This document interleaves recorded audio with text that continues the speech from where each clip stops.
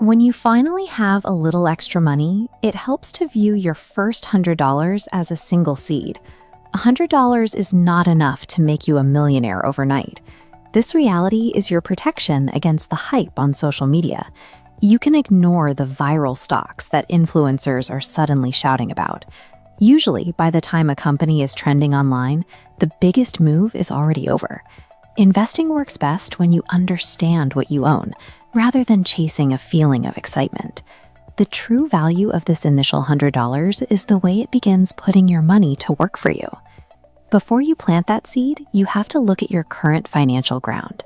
If you are carrying a balance on a credit card that charges a high interest rate every month, that debt is the greatest threat to your progress. This diagram compares the two options. A credit card charging 20% interest is a guaranteed drain on your wealth.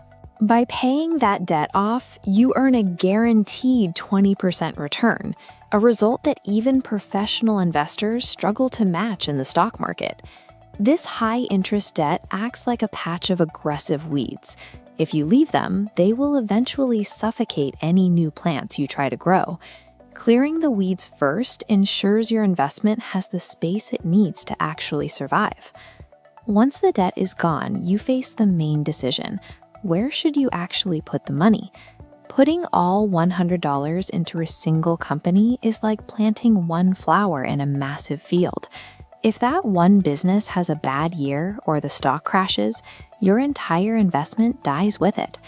A common alternative for beginners is a broad market index fund, or an ETF, which stands for Exchange Traded Fund. Think of an ETF as a pre-packaged basket of many different companies.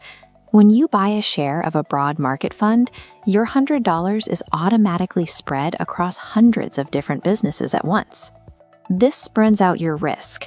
If a few companies in the basket fail, the rest of the field stays healthy, protecting your total investment. Even with a healthy field, you have to expect the weather to change. The stock market moves in unpredictable patterns.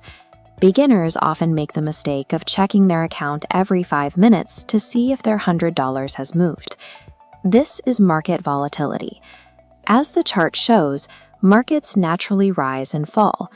Sometimes prices drop dramatically, which can feel like a sudden storm hitting your garden. Selling your stocks during a dip because you feel nervous is the same as digging up your seeds the moment it starts to rain. Successful investing requires the emotional discipline to leave your money alone and let the storms pass. Time is your strongest tool. If you take that first $100 and add a small amount to it every single month, the scale of your garden begins to change. This leads to compound growth, the primary engine of wealth. As the diagram shows, your initial returns can generate their own returns. Over years and decades, these layers of growth build on top of each other. This compounding only works if you use money you don't need for your immediate survival. Never invest your rent or emergency savings, because you need to be able to leave this money in the ground. Consistency is more reliable than trying to guess the perfect day to buy a stock. To start, build your emergency fund, pay down high-interest debt, and research diversified funds you can contribute to regularly. That first $100 teaches you how a market actually feels. It shows you how you react to a price drop and how to stay disciplined when things get boring. By following these steps, you move from just thinking about money to practicing the specific habits of an investor. How will you use your first $100?